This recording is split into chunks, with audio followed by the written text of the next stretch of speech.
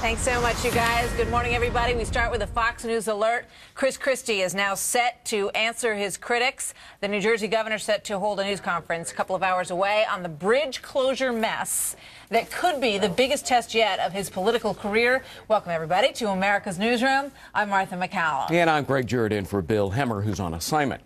Well, the governor has said that any action to close lanes on the GW Bridge as political retribution was, quote, both unsanctioned and unacceptable. People will be held responsible, he said. Yeah, all of this started when the emails started to leak out that show a top Christie aide had lanes closed on the bridge to punish a Democratic mayor who refused to endorse the governor's reelection. This email from his deputy chief of staff to the Port Authority employee who oversees the bridge says, quote, time for some traffic problems in Fort Lee. That's where the mayor was from. And that is not all. Senior correspondent Eric Shawn has the latest on this. So, Eric, what do we expect here? Yeah, Martha, we expect to hear a lot more from Governor Christie 2 hours from now when he will start to answer some of the growing questions about the bridge scandal that is now engulfing his administration. New revelations keep coming about some of the documents that suggest a Christie aide tried to engage in political payback during the re-election race. In September, 3 lanes at the George Washington Bridge in New Jersey were closed in Fort Lee, causing delays for emergency service vehicles and school buses, besides making a lot of people late for work. First responders were reportedly delayed and even getting help to a 91-year-old woman who later died. The tie-up supposedly intentionally caused in that political retribution effort because the Democratic mayor of Fort Lee did not endorse Christie's re-election bid for a second term. Well, emails and texts show Christie Deputy Chief of Staff Bridget Ann Kelly ordered the traffic problems. That's her on the right. And then gloating about that chaos. New York and New Jersey Port Authority official David Wildstein, who's a close high school friend of Christie and who he appointed to the government post, wrote to Kelly, quote, I feel badly about the kids, meaning the students stuck in those buses.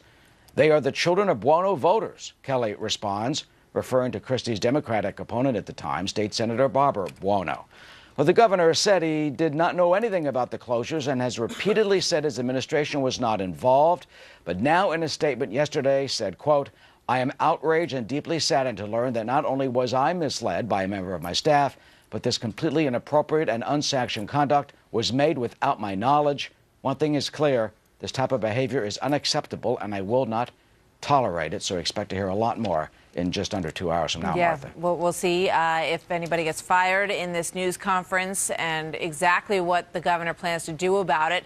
So what investigations are there into all of this, Eric? Yeah, there are a lot of them going on and seeming growing. A Port Authority Inspector's General report on this is due. Meanwhile, the New Jersey State Assembly Transportation Committee, well, they've been holding hearings with one more set for later today, and more are promised. And there are also calls for a potential U.S. Senate investigation. And Buono, who lost the race to Christie, is also calling on the U.S. Department of Justice to step in. So a lot is going on. We expect to hear a lot more in just 2 hours. All right. Well, he'll step in front of the microphones and try to push back on this, we would imagine, and explain some of what happened and what he knew or didn't know about it. Eric, thank you very much.